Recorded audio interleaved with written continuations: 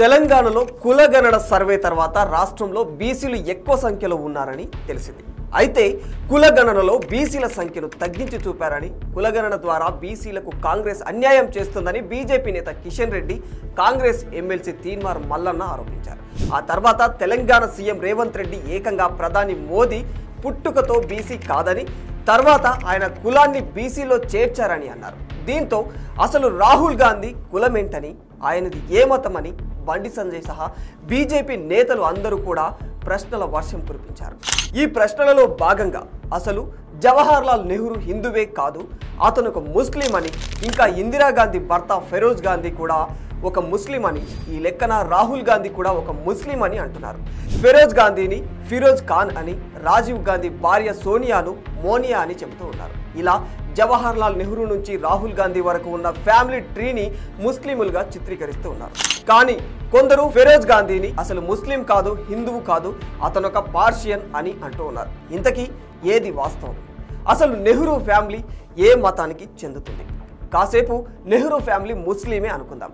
దాని వలన ఏం నిరూపించబడుతుంది? నెహ్రూ ఫ్యామిలీ హిందూ కాదు, ముస్లిం అనే వాదనలు నెహ్రూ పాండిత్యాన్ని కానీ, ప్రజాదరణను కానీ, నాయకత్వ పటిమను కానీ, పరిపాలన కౌశలాన్ని కానీ తగ్గించగలవా? ఈ వాదన వల్ల ఒరిగేదేమిటి, తరిగేదేమిటి? ఇక మ్యాటర్లోకి వెళితే, జవహర్లాల్ నెహ్రూ పూర్వీకులు కాశ్మీర్లోని లాహోర్కు చెందిన వారే అయిన 18వ శతాబ్దంలో రాజ్ కౌర్ అనే పూర్వీకుడు ఢిల్లీకి వచ్చి స్థిరపడ్డాడు. ఇతని వారసత్వం నుంచి వచ్చిన వాడే లక్ష్మీనారాయణ్ కౌల్. ఈయన ఢిల్లీలోని మొఘల్ కోర్టులో ఈస్ట్ ఇండియా కంపెనీకి వకీల్గా పనిచేశాడు. ఇతని కొడుకు గంగాధర్ కౌల్. ఈయన 1857 తిరుగుబాటు సమయంలో ఢిల్లీలో పోలీసు అధికారిగా ఉన్నారు. ఆ సమయంలో బ్రిటిష్ దళాలు ఢిల్లీ పట్టణంలో మొఘలుల ఊచకోతను చేపట్టారు. ఇందులో భాగంగా కాల్పులు కూడా జరిపినట్టు తెలుస్తుంది. అయితే ఆ సమయంలో గంగాధర్ తన భార్య జియోరాని 4 పిల్లలతో ఆగ్రాకు పారిపోయాడు. ఇక్కడ మీకు ఒక అనుమానం రావచ్చు, బ్రిటిషర్లు మొఘలులను కాల్చి చంపుతున్నారనే భయంతో గంగాధర్ కౌల్ ఎందుకు పారిపోయారు అని. అయితే ఇక్కడ గంగాధర్ కౌల్ అతని తాతలు ముందు నుంచే మొఘలుల ఆస్థానంలో ప్రభుత్వ ఉద్యోగులుగా పనిచేస్తూ వచ్చారు. ఈ వ్యవహారం ఏమన్నా గంగాధర్ ఫ్యామిలీ పైన పడుతుందేమో అని అతను ముందు జాగ్రత్తగా భార్య పిల్లలతో కలిసి ఆగ్రాకు పారిపోయాడు. ఆ తర్వాత 4 సంవత్సరాలకు గంగాధర్ మరణించాడు. మరణించిన 3 నెలల తర్వాత జియోరాని ఒక అబ్బాయికి జన్మనిచ్చింది. అతనిని మోతీలాల్ అని పేరు పెట్టారు. ఆ మోతీలాల్ కొడుకే ఈ జవహర్లాల్ నెహ్రూ. అయితే నెహ్రూ పూర్వీకులు కౌల్ అని పిలువబడేవారు. మరి కౌల్స్ నుంచి నెహ్రూగా ఎలా మారారు? ఇక్కడ కౌల్ అంటే కాశ్మీరీ బ్రాహ్మణులు అని దాని అర్థం. కాశ్మీర్లో బ్రాహ్మణులను పండిట్లు అని పిలిచేవారు. వాస్తవానికి మొదట్లో నెహ్రూ తాత పేరు గంగాధర్ కౌల్ అని పిలువబడేది. ఆ తర్వాత గంగాధర్ కౌల్ నెహర్ అని పేరు మారింది. దీనికి కారణం నెహ్రూ వంశస్థులు ఢిల్లీలో మొఘల్ పాలకుల ఆదరాభిమానాల వల్లనే ధనవంతులుగా, ఉన్నత స్థితి, ఆర్థికాభివృద్ధి పొందారు. అయితే ఆ మమకారంతోనే కౌల్ అన్న అసలు వంశం పేరుకు తోడుగా నెహర్ అన్న మరో వంశనామం కూడా చేర్చి కౌల్ నెహర్గా పేరు మార్చుకున్నారు. ఆ తర్వాత మోతీలాల్ హయాంలో నెహర్ కాస్త నెహ్రూగా మారిపోయింది. క్రమంగా వారి ఇంటి పేరు పక్కన కౌల్ అన్నది పోయి నెహ్రూ అనే పేరు స్థిరపడిపోయింది. ఇక్కడ నెహర్ అంటే ఇస్లామిక్లో చాలా ప్రకాశవంతమైనది, చీకటిని తొలగించేది అని దాని అర్థం. ఇంకొన్ని కథనాల ప్రకారం నెహ్రూ పూర్వీకులు ఢిల్లీలోని నెహర్ అనే కాలువ ఒడ్డున ఉండేవారని, ఆ క్రమంలోనే వీరి ఇంటి పేరు నెహ్రూగా మారినట్లు చెబుతూ ఉంటారు. ఇక పండిట్ జవహర్లాల్ నెహ్రూ తర్వాత ఇందిరా నుంచి గాంధీలుగా ఎలా మారారు? అసలు ఇందిరా నుంచి నేటి రాహుల్, ప్రియాంకల వరకు కూడా గాంధీ అనే పేరు ఎలా వచ్చింది? ఇందిరాగాంధీ పెళ్లి చేసుకున్న ఫెరోజ్ గాంధీ నిజంగా ఒక ముస్లిం వ్యక్తియేనా? ఇందులో ఎంత వాస్తవం ఉంది తెలుసుకునే ప్రయత్నం చేద్దాం. అయితే ఇందిరాగాంధీ భర్త పూర్తి పేరు ఫెరోజ్ జహంగీర్ ఫరెడుల్ గాంధీ. ఈయన ముంబైలోని పార్సీ కుటుంబంలో జన్మించారు. ఈయన తండ్రి పేరు జహంగీర్ గాంధీ, తల్లి పేరు రతిమాయి. వీరు ఇరానీ నుంచి భారతదేశానికి వలస వచ్చిన వారు. ఫెరోజ్ తండ్రి జహంగీర్ గాంధీ మెరైన్ ఇంజనీర్గా పనిచేసేవారు. ఫెరోజ్ చిన్న వయసులోనే ఆయన తండ్రి చనిపోయారు. దీంతో అలహాబాద్లోని లేడీ డఫెరిన్ హాస్పిటల్లో సర్జన్గా పనిచేస్తున్న తన ఆంటీ సిరిన్ దగ్గరకు వెళ్లాల్సి వచ్చింది. ఆ సమయంలో అలహాబాద్లోని ఈవింగ్ క్రిస్టియన్ కాలేజీలో చేరిన ఫెరోజ్ స్వాతంత్ర పోరాటంలో భాగం కావడంతో పాటు నెహ్రూ కుటుంబంతో సాన్నిహిత్యం కూడా ఏర్పడింది. ఓ రోజు ఈవింగ్ క్రిస్టియన్ కాలేజీ బయట నెహ్రూ సతీమణి కమలా నెహ్రూ సత్యాగ్రహంలో పాల్గొన్నారు.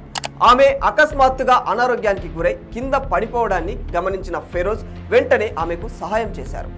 అప్పటి నుంచి ఫెరోజ్ తరచుగా నెహ్రూ నివాసమైన ఆనంద్ భవన్కు వెళ్తూ ఉండేవారు. ఆ రోజుల్లో ఆనంద్ భవన్ స్వతంత్ర పోరాట యోధులకు కేంద్రంగా ఉండేది. ఫెరోజ్కి అలా నెహ్రూ కుటుంబంతో సాన్నిహిత్యం పెరిగిపోయింది. ఈ క్రమంలోనే ఫెరోజ్ ఇందిరాల ప్రేమాయణం కూడా నడిచింది. అది కాస్త నెహ్రూ ఇంకా ఆయన సతీమణి కమలాకు తెలిసింది. వీరు ఇందిరా ఫెరోజ్ల ప్రేమను ససేమిరా ఒప్పుకోలేరు. పైగా ఇందిరానేమో ఫెరోజ్నే పెళ్లి చేసుకుంటా అని మొండి పట్టుపట్టింది. పెద్దలకు ఇష్టం లేకపోయినా వీరిద్దరూ పెళ్లి చేసేసుకున్నారు. ఈ ప్రేమ పెళ్లి వ్యవహారాల వల్ల నెహ్రూ పరువు పోతుందని, ప్రజలలో ఆయనకు వ్యతిరేకత వస్తుందని మధ్యలో మహాత్మా గాంధీ ఎంటర్ అయ్యాడని చెబుతూ ఉంటారు. అప్పటికే స్వాతంత్ర పోరాట ఉద్యమాల్లో ఏర్పడిన పరిచయం వల్ల మహాత్మా గాంధీకి ఫెరోజ్ల మధ్య ఎలాగో మంచి సాన్నిహిత్యం ఏర్పడింది. దీంతో ఇక ఫెరోజ్ పేరు పక్కన ఉన్న గాంధీని కాస్త గాంధీగా మార్చినట్టు తెలుస్తుంది. అప్పటి నుంచి ఫెరోజ్ గాంధీ కాస్త ఫెరోజ్ గాంధీగా మారిపోయాడన్నమాట. ఇక గాంధీలు అనేవారు గుజరాత్లో ఉండే హిందువులు. అందుకే ఫెరోజ్ ఖాన్ పార్సీ అయినప్పటికీ హిందువుగా పిలుచుకుంటూ ఉంటారు. అలా ఫెరోజ్ గాంధీని పెళ్లాడిన తర్వాత ఇందిరా సైతం ఇందిరా గాంధీగా మారిపోయారు. ఫెరోజ్ గాంధీకి ఇందిరాగాంధీకి పుట్టిన వారు రాజీవ్ గాంధీ, సంజయ్ గాంధీ. రాజీవ్ గాంధీ, సోనియా గాంధీలకు పుట్టిన వారే రాహుల్ గాంధీ, ప్రియాంక గాంధీ. మన దేశంలో ముంబై, గుజరాత్లలో ఎక్కువ మంది పార్సీలు ఉంటారు. హైదరాబాద్లో కూడా పార్సీలు నివసించిన పార్సీ గుట్ట ఉంది. భారతదేశంలో ఇప్పటికీ సుమారు 70,000 మంది పార్సీలు ఉన్నారని అంచనా. దాదాబాయి నౌరోజీ, టాటా సంస్థ అధినేత జేఆర్డి టాటా, ఇస్రో తొలి అధ్యక్షుడు జహంగీర్ బాబా, సుప్రీంకోర్టు మాజీ న్యాయమూర్తి రోహింటన్ ఎఫ్ నారిమన్, ఇలా వీరంతా పార్సీలే. ఇరాన్ నుంచి వచ్చిన మతం కారణంగా వారి పేర్లలో పర్షియన్ పదాలు అయినటువంటి ఫెరోజ్, ఫర్జాన్, నౌరోజ్, అర్షద్ లాంటి పేర్లు ఉంటాయి. అందుకే ఫెరోజ్ పేరు కూడా కాస్త భిన్నంగా ఉంటుంది. కానీ కొందరు అత్యుత్సాహంతో ఫెరోజ్ని ఫిరోజ్ అని మార్చి దానికి ఖాన్ కలిపి అతను ఓ ముస్లిం వ్యక్తి అని అంటూ ఉన్నారు. మరికొంతమంది బాలీవుడ్ హీరో ఫిరోజ్ ఖాన్ పేరుతో ఈయన్ని పిలిచి ఈయన్ని కూడా ఫిరోజ్ ఖాన్ అని ఫిక్స్ చేస్తూ ఉన్నారు. ఈయన పేరు ఫెరోజ్ మాత్రమే, ఫిరోజ్ ఖాన్ కాదు. ఇక్కడ ఫెరోజ్ ముస్లిం వ్యక్తి కాదనడానికి మరో సాక్ష్యం కూడా ఉంది. అయితే ఫెరోజ్ గాంధీ 48 ఏళ్ల వయసులోనే 1960 సెప్టెంబర్ 8న గుండెపోటుతో మరణించారు. వాస్తవానికి పార్సీలు చనిపోతే పార్థివ దేహాన్ని దహనం చేయడం లేదా పూడ్చిపెట్టడం లాంటివి చేయరు. దానికి బదులుగా టవర్ ఆఫ్ సైలెన్స్ కింద గద్దలు, రాబందులు, కాకులు లాంటి పక్షులకు ఆహారంగా ఉంచుతారు.